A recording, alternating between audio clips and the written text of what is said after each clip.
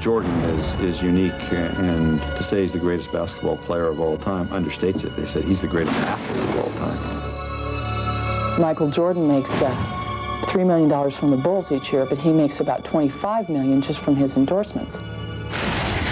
There's no question in my mind that Michael Jordan is underpaid.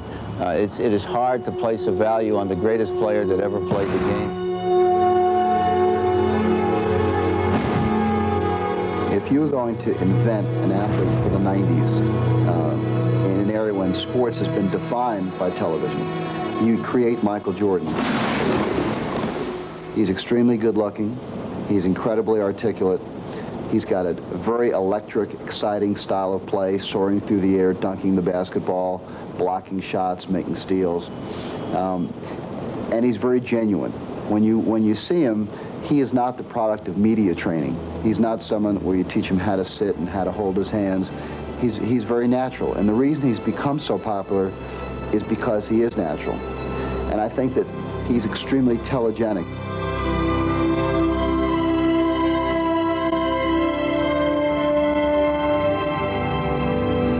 I see the game as a kidful game, you know, something that I've always played, basketball. And even if I didn't get paid or, you know, I wasn't a part of the business aspect of professional basketball, I still play basketball. You know, that's how much love I have for the game. I guess when the entertainment comes in is that I have a unique talent to create and be a different person in terms of my skills and my skills level.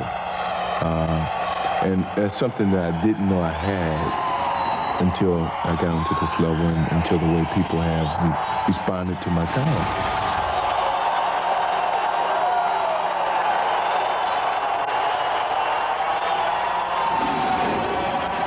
And the business aspect of my job, or my profession, is I get paid. I've been able to sign with different corporations such as Nike, McDonald's, all the different sponsors that I'm involved with. And that's the business aspect of my profession. This is something that I never really knew much about. Once I signed my first contract with the Chicago Bulls, I never knew that it's a possibility that I can sign a multi-million-dollar deal with different corporations and yet have that as a business proposition, away from the game of basketball. Better get your whole grain. I better eat my Wheaties. I don't just drive. I drive a Chevy. How does it feel to bring home Olympic gold? It feels great. Michael, what will you remember most about the games? Comfort. Comfort? I left my regular underwear at home, but I discovered these. Abanderado. It look and feel great. Sleeps abanderado. Sentirse tan bien como Michael Jordan no cuesta tanto. There is no equal to Michael Jordan. In terms of profitability, he's certainly in sports history will go down as the model, the role model. A lot of Michael Jordan, the closer you get to Jordan, the better he looks. And good endorsements like Michael Jordan don't just happen. It's very important that you have the right attitude as an athlete. It means millions and millions and millions.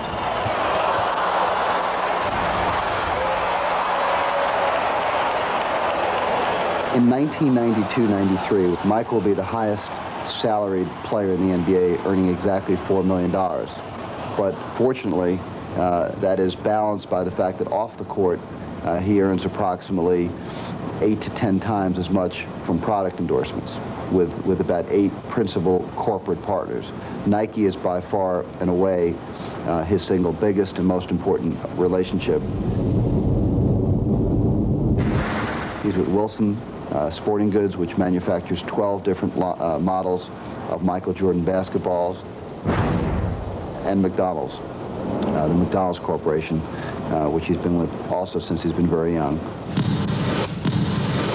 He's with the Quaker Oats Corporation, which makes Gatorade, and Gatorade is the electrolytic drink that Michael has been involved with since he's been very young, and they have a tremendous commercial called Be Like Mike with a song, and I think it's fair to say that every young kid in America probably would like to be like Mike. Sometimes I dream that he is me. You got to see that's how I dream to be.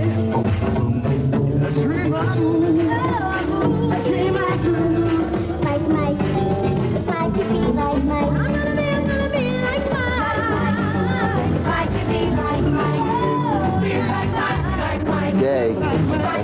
2030, we were clearly consolidating the number of companies he's with, and I think that probably when this process ends by the middle to the end of 1993, he'll probably be with 6 to 8 companies on a very, very long-term basis, 10-year contracts, or perhaps longer for the rest of his career, to avoid the overexposure.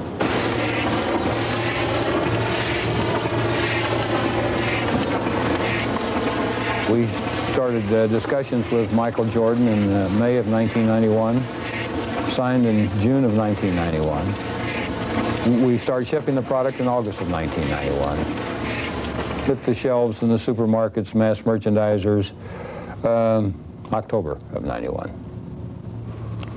Sales have been very, very good since that time because of, again, Michael Jordan's popularity with children in the United States. His main concern was the product, something that he would be proud of.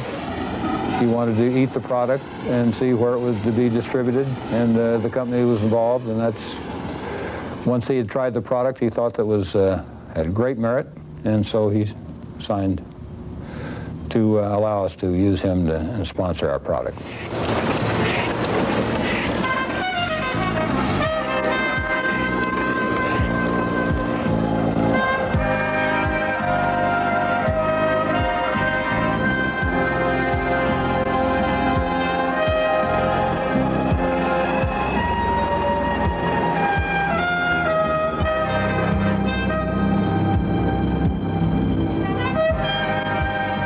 He's been a tremendous impact in Chicago because people are proud. You just look around you. Wherever you go in Chicago, you see number 23. That's Michael Jordan.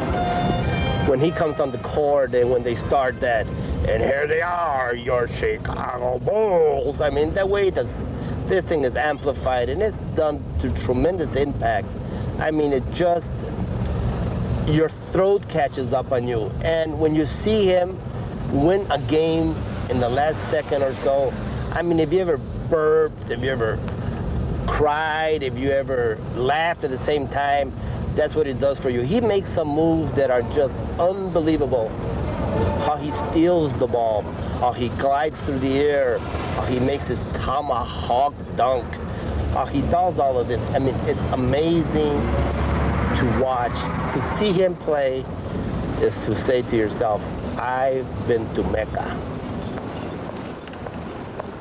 It's a tremendous experience in the sense that you are at the Chicago Stadium with 19,000 other people.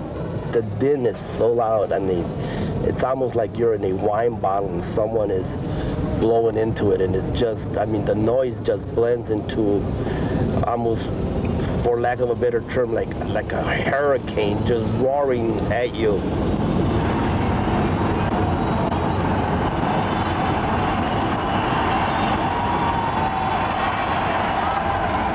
Michael Jordan is so big here. He's bigger than life. He has brought specialization to basketball here in Chicago. Before him, kids would play football in the fall, basketball in the winter, baseball in the spring, and really not do much other than go to a summer camp or two in the summertime, maybe not even in their best sport. Now, a high school basketball player plays in tournaments in the fall. He plays his season during the winter, spring leagues, which start 2 days after the season ends, and then he gets to summer leagues, summer camps, and really doesn't get much time off. The month of August is really the only slow time in high school basketball. It's an 11-month-a-year job for these kids, and sometimes I think they're put under too much pressure. That's not Michael Jordan's fault, but he has brought basketball into such a focus here.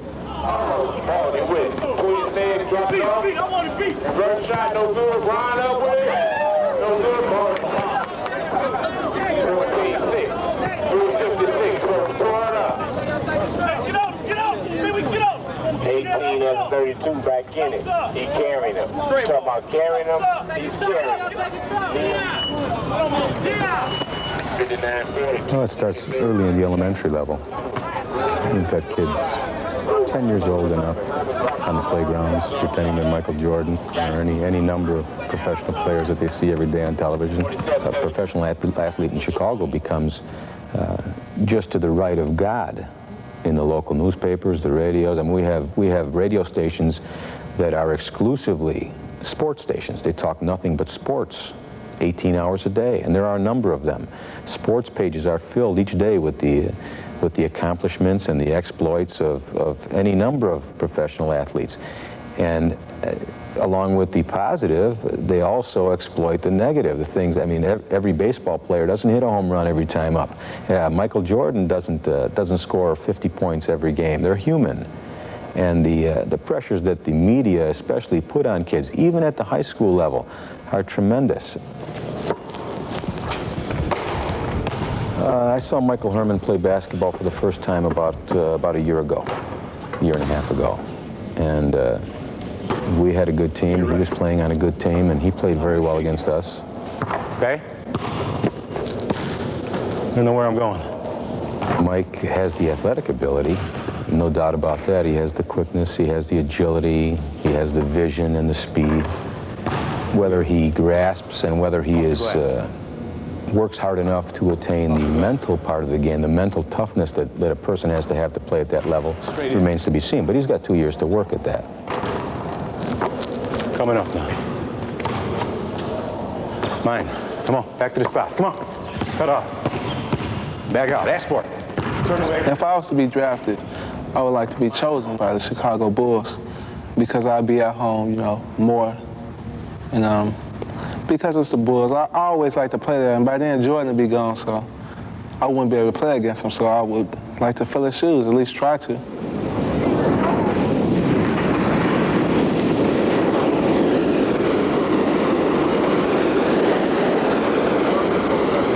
I gotta get 2 girls' phone numbers since I'm playing. No, I get 4 girls' phone numbers since I'm playing. You know, I'm out there, everybody sees me. I started playing basketball when I was 13, just playing in the neighborhood with, you know, some of the older fellas. Then I guess, graduated from there into a higher level of basketball. Each day I spend at least 3 hours a day playing basketball. And on a good day, probably 7. You know, probably more than that. I couldn't really say. They're checking it out. They're checking it out.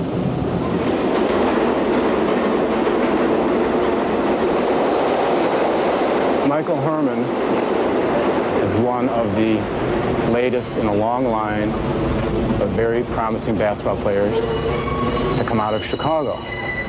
He has great potential, but that doesn't mean that he will succeed as a basketball player in perhaps the way that he thinks that he will. There's many great players, many Michael Hermans, players with great physical gifts, but so many of them don't go on to the pros. There's no guarantee that you'll make it, and if you put your chips on basketball only as opposed to academics, you can wind up like so many of the players do, hanging around the playgrounds, talking about what might have been.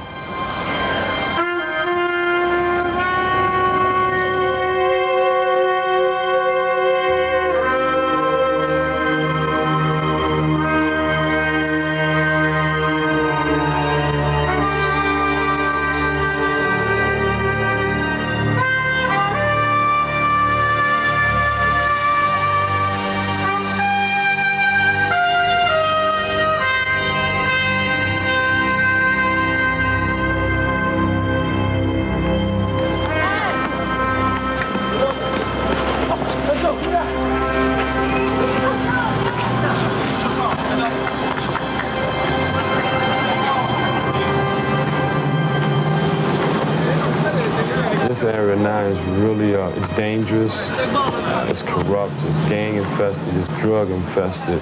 It's just, it's at this lowest right now. And when I was growing up, it was totally different. I mean, you got protected from the guys on the street. If it got too dark, you had men that would bring you home and tell your mom or dad, you know, get your kid in the house. Now, youths are prey. Young athletes are prey now because they preyed upon, because if they selling drugs, they can't go to jail because they're underage.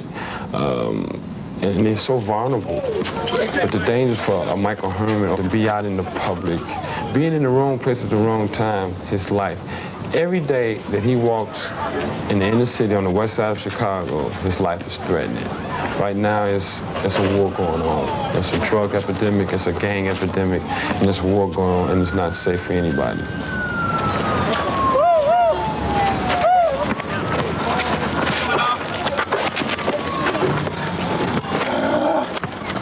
wake up, man. Well, all his life, with the economy, the joblessness, the hopelessness, the derelicts, he's seen that. You know, he's seen the prostitutes. He's seen the drug addicts. He's seen the results of that. And he understands that all you have to do to end up like those people is to do what they're doing. If you don't have, you have to do without or make ends meet. And he's been around it, and it's probably good that he did see it or understands and not be naive. You know, it's when you're naive is when that you can be influenced. You know, I've always told Mike that if he becomes nothing in life, let it be a decision that he makes and not somebody else. So he understands what it takes to get by, and he's a pretty tough kid.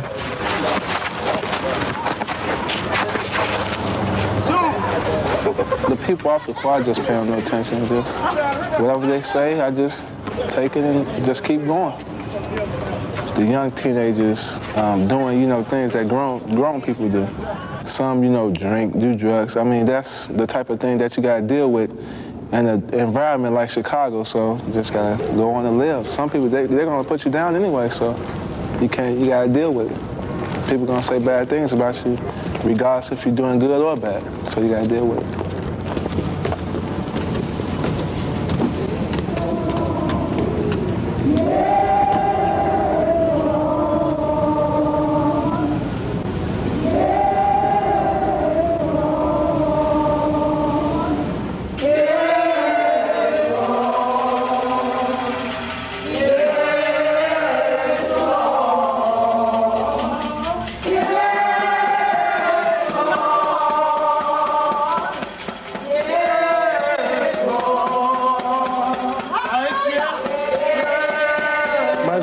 For Michael would be that he couldn't accept the personal letdown of not making professional ball. The realization that I'm not good enough. What am I going to do with my life? Is my life over? And for a person to be 21, 22, and to think that their life is over because of a game, you know, that's hard to conceive that someone would put that much emphasis on becoming something that only a few people out of the thousands that try is going to realize is not a reason to say that my life is over. And I would hope that he would be able to handle that if his premonition of playing professional basketball didn't come true. Because life goes on after that.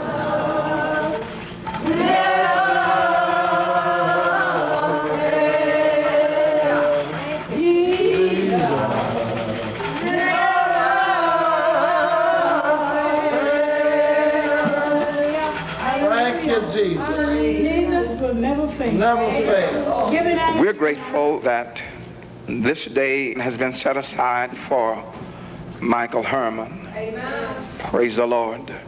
God has blessed his talents. And Mike, let me say this. I don't care where you go from here. You may be able to someday negotiate a multi-million-dollar contract. Don't forget where you come from, son.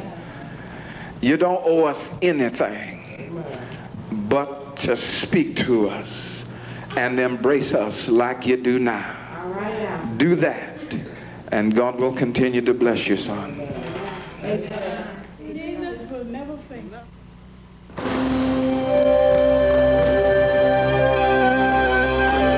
Nike Consumer Services, how may I help you? Nike Consumer Services, how may I help you?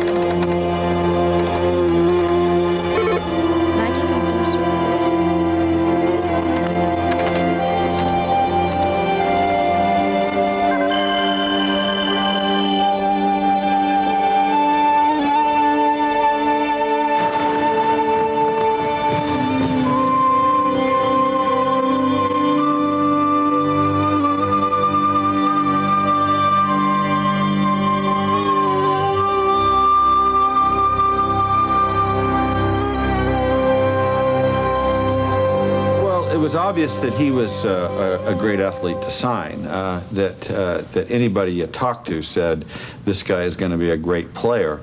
Unfortunately, the other shoe companies saw that as well.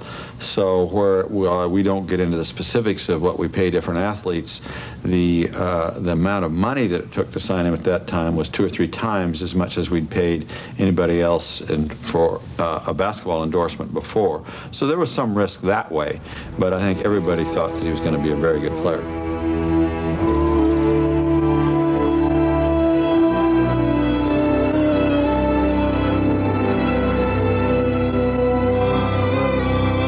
Michael Jordan has gone from a 20-year-old college kid who, when he negotiated his first Nike contract, all he wanted was a car.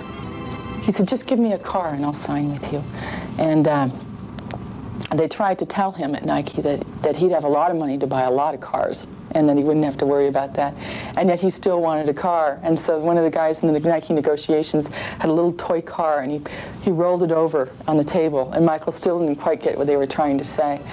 And he's gone from that kind of naive 20-year-old college student to the multi-million-dollar businessman he is today. Michael Jordan's a conglomerate.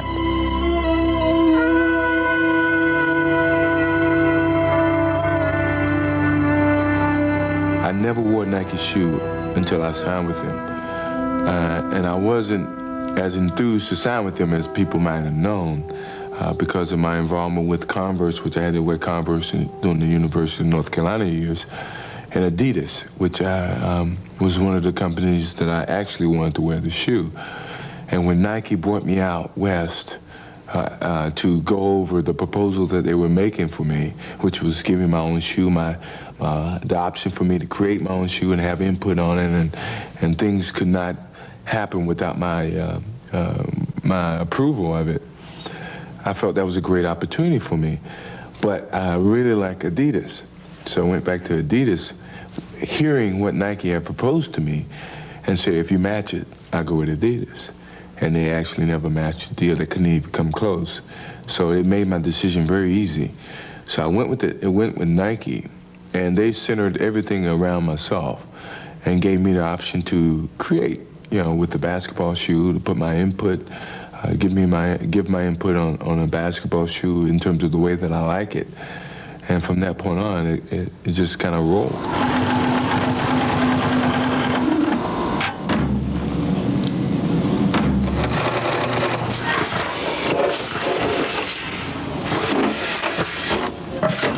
What we wanted, first of all, was we wanted his own line. We didn't want Michael simply endorsing Nike or Converse or Adidas. We wanted them to promote an individualized line of Jordan products with his name on them, in both apparel and in shoes. Second of all, we wanted him to get a percentage of the sales, so that if the product did well, he would get more than simply a fixed amount of money. He would share in the growth of the company. He would have equity, if you will, in his own line. The third thing that was critically important to me, perhaps more important than the first two, was that they would commit to spend a certain amount of money to promote him, because I felt that promotional exposure would enable us to go to the other corporate partners and start priming the pump. And so, for example, we demanded a minimum of $1 million in the first year to promote his line, which was spent probably in the first 3 months.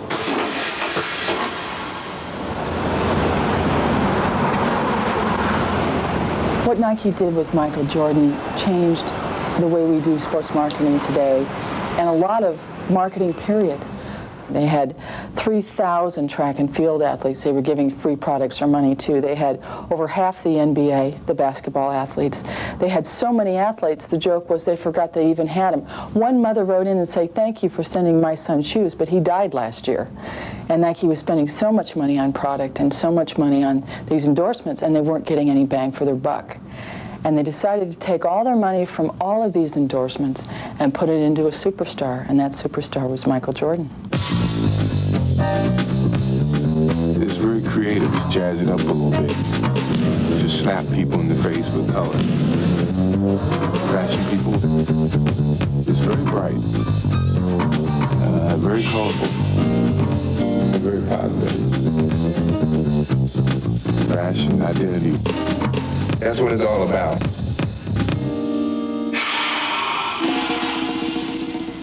Style-wise, I think the thing that he said was, let's get colorful, let's make it very, very bold, and that was the type of thing we did by bringing some print not only on the side of the shoe, but onto the back of it, or onto the bottom of it as well.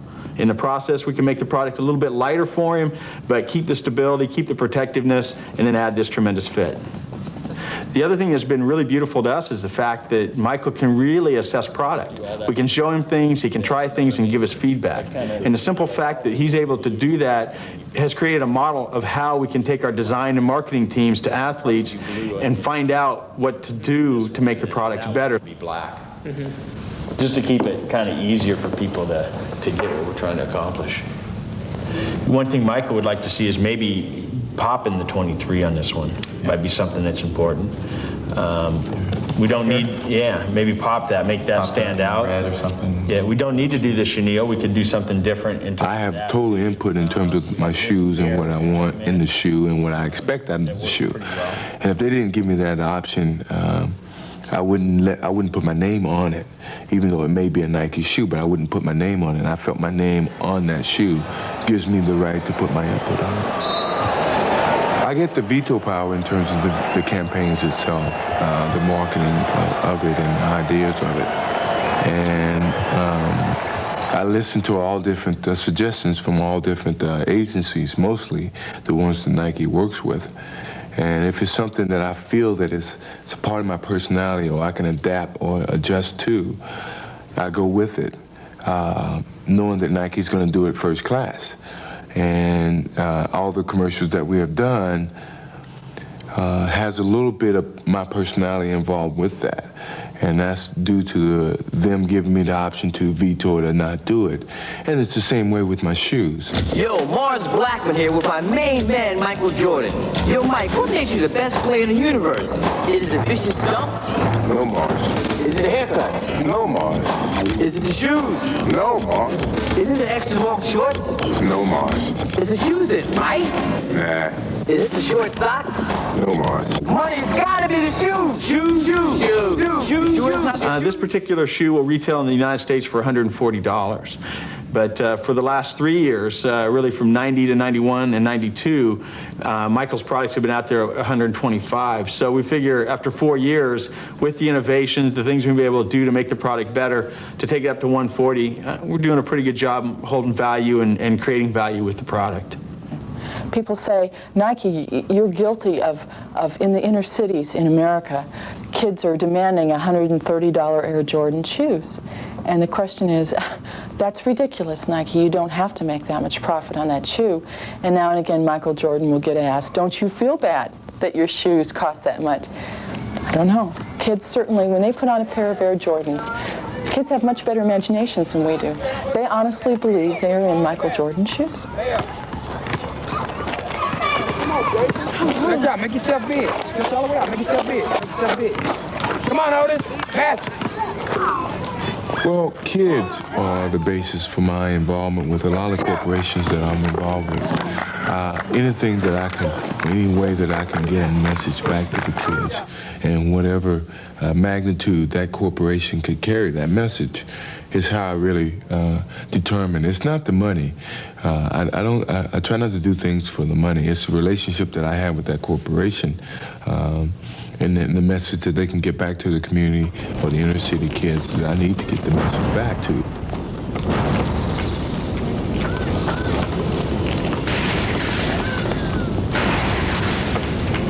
Michael Jordan, he becomes this ultimate crystallization of the dream for the young people.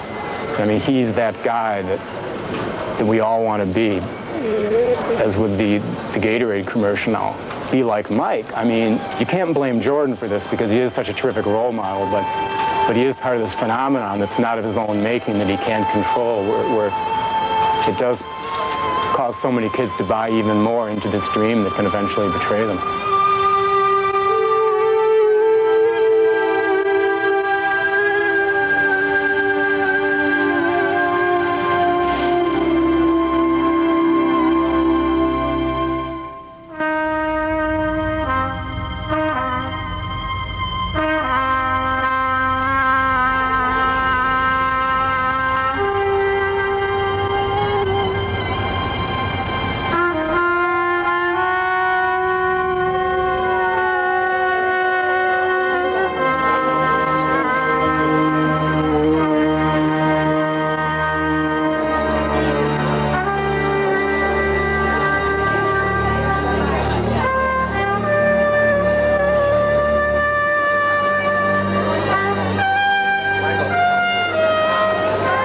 Each year, the Michael Jordan Foundation sets out to do a huge black tie dinner, which is our main fundraising event of the year in which Michael is the host. And the primary purpose of the foundation is to work with various children's charities. It's fun in several different ways, and the fact that it's one of the few times the Jordan family gets together because of Michael's demanding schedule. And I have to say that the rest of the family has equally demanding schedules. His siblings are just as busy as Michael is in their various projects. So that's an exciting thing.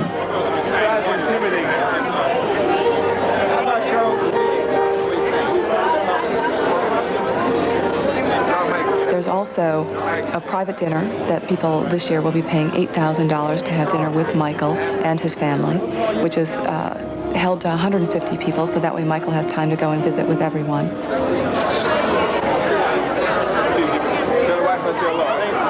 There's also a suite which is rented out for the evening, which is $15,000 a person. And 8 people will occupy that for a private dinner, and then all the celebrities go up and have a good time up there and get to know each other a little bit. And then everyone, that would be 500 guests downstairs, which they've paid $300 a person to come in and see the show. And so this year we're hoping to raise a net of $325,000.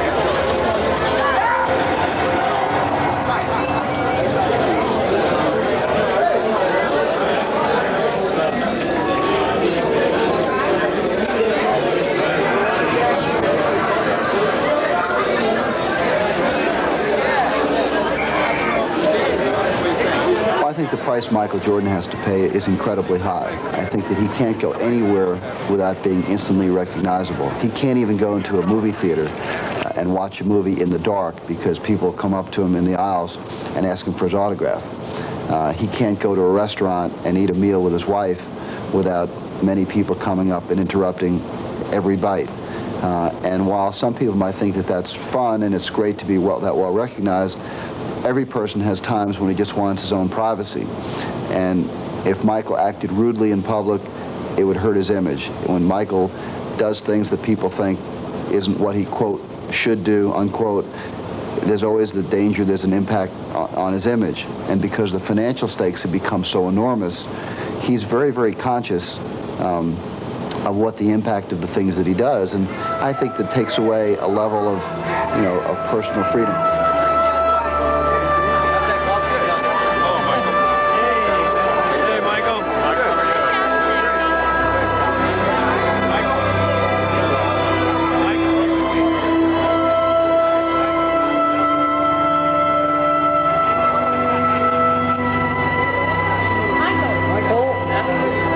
I think he's just gotten bigger. It's come with the more exposure to the sports. The individual athletes in the sport have also become more popular and more famous, and their lives have really become more demanding because of it.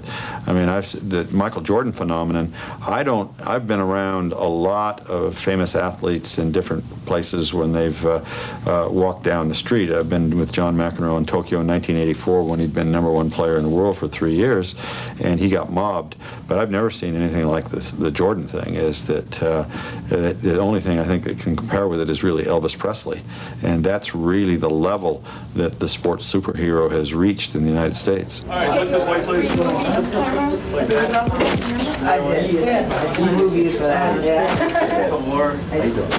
It's a problem when the expectation as well as the media lifts us up. The expectation lifts even more so.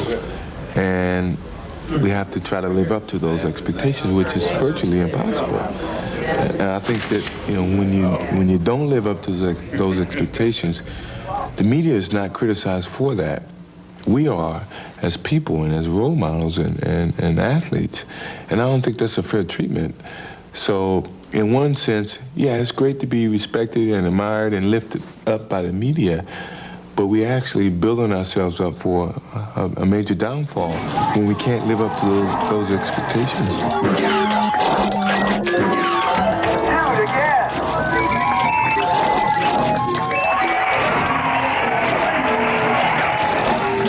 I would not like to have Michael Jordan lifestyle. For one, because he doesn't have any freedom. He's not allowed to do too many things. It's not nice having wherever you go being mobbed. I don't think that's a good feeling.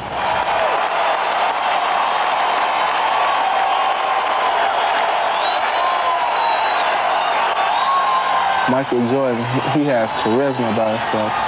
He's very calm, you know. To me, this is my opinion. And, you know, he's just, so he's a good player. You know, he's unstoppable. He finds a way to win. He's a winner, so I feel that if I can play like him or somewhere close to him, I'll be a winner also.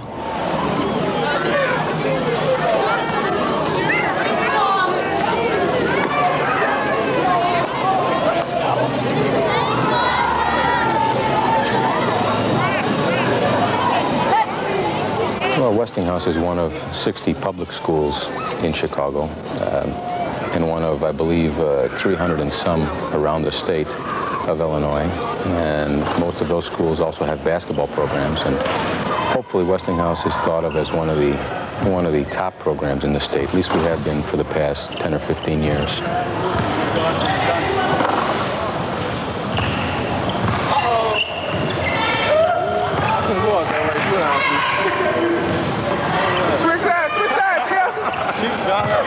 Switch sides, man. Corner. You can go wherever you want to go. Well, we've had very intense rivalries with the other schools around us. I mean, we have 4 other high schools within a mile and a half of our school here, and when we play those schools, I mean, it's all-out warfare. I mean, there are no friends when that contest is going on. We're in full all day. 4-1, deny to 1. Now we'll find out who wants the game more and who's in better condition. Look, hey, if you get tired, let me know.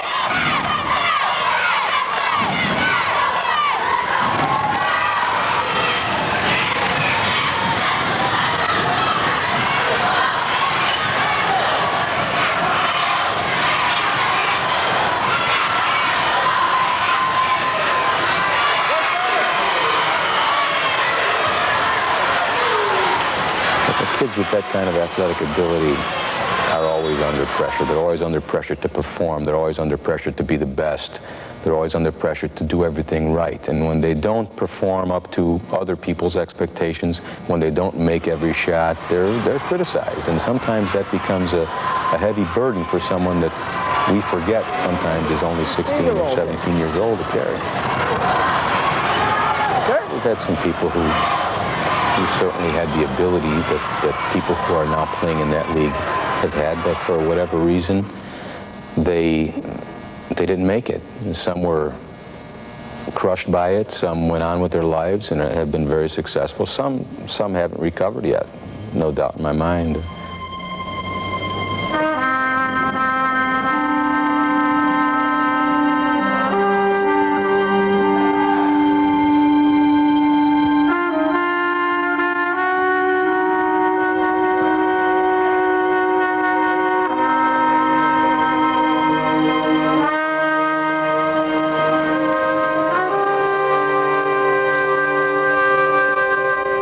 My dream as a kid was to be a professional athlete. At a young age, I knew then that this is what I wanted to do for the rest of my life. Well, I love basketball so much that I would sacrifice anything for the game.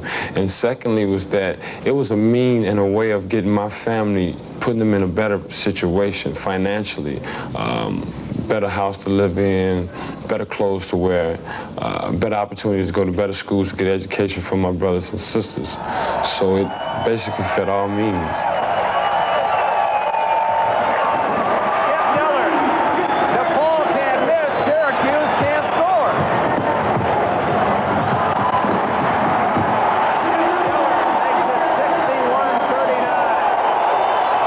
Well, Skip Dillard was a great high school player in Chicago. He ended up going to a junior college first because he didn't have his academics in order, and then came to one of the major universities in the Chicago area to play. Well, the team they had put together was outstanding. They were rated #1, I believe, 3 straight years prior to the NCAA tournament, and always got beat in the tournament, never did win the championship. But Skip came to the line in one of these NCAA tournaments in the first round against a team that his team had no chance to lose to. Everyone said there was no way they're going to lose this game. They're a 20, 30-point favorite. Well, Skip makes the 2 free throws, the game's over. He misses the free throw. They go to the other end, the team gets a layup, the game is over, his team has been upset, and they're out again. Skip never recovered from that. Underneath the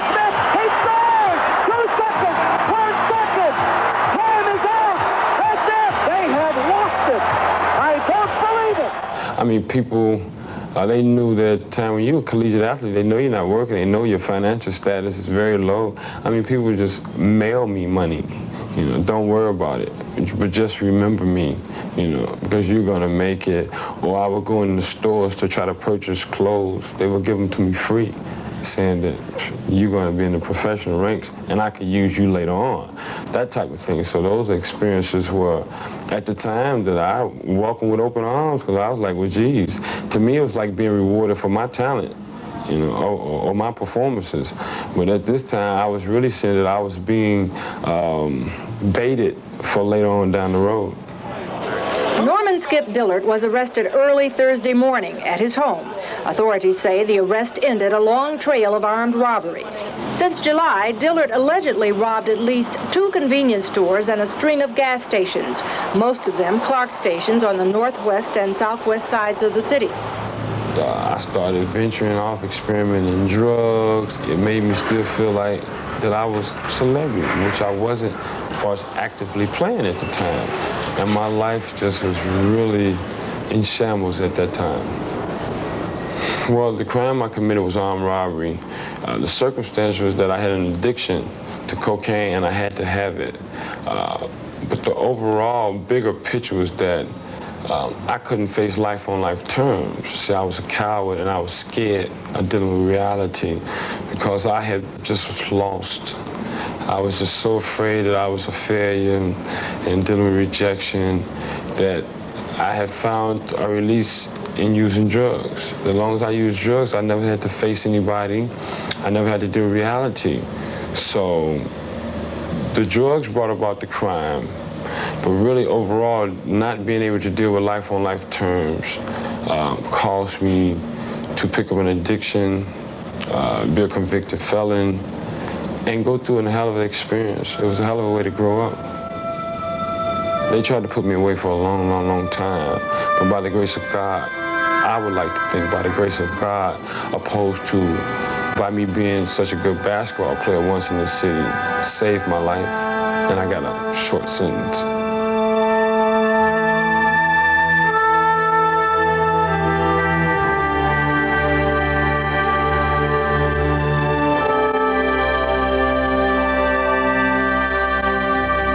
The kids buy into this false dream, and then the dream betrays them.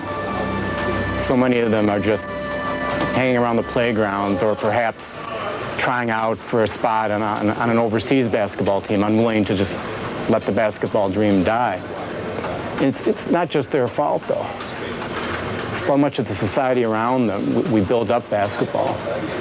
Particularly in the black community, basketball is seen as the way out. These kids all want to be the next Michael Jordan. And 500,000 kids play high school basketball every year. There's only 324 roster spots in a year in the National Basketball Association. It's insane not to have a backup. So the kids are focusing, in some cases, on the wrong role models.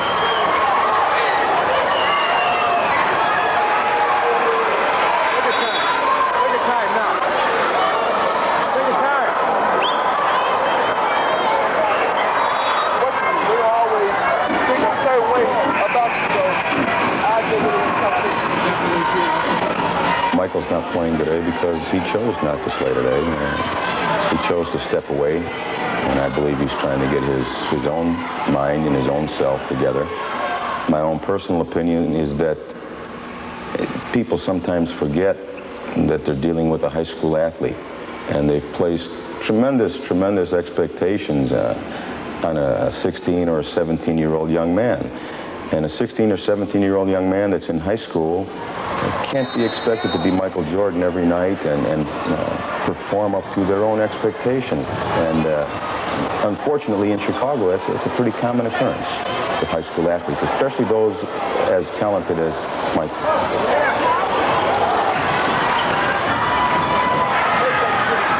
In a lot of instances, it's unreachable for those kids. But they can give self-esteem, they can give that motivation and determination, dedication and desire to really want to excel in life, to become somebody. So it's a thin line between being successful or destruction.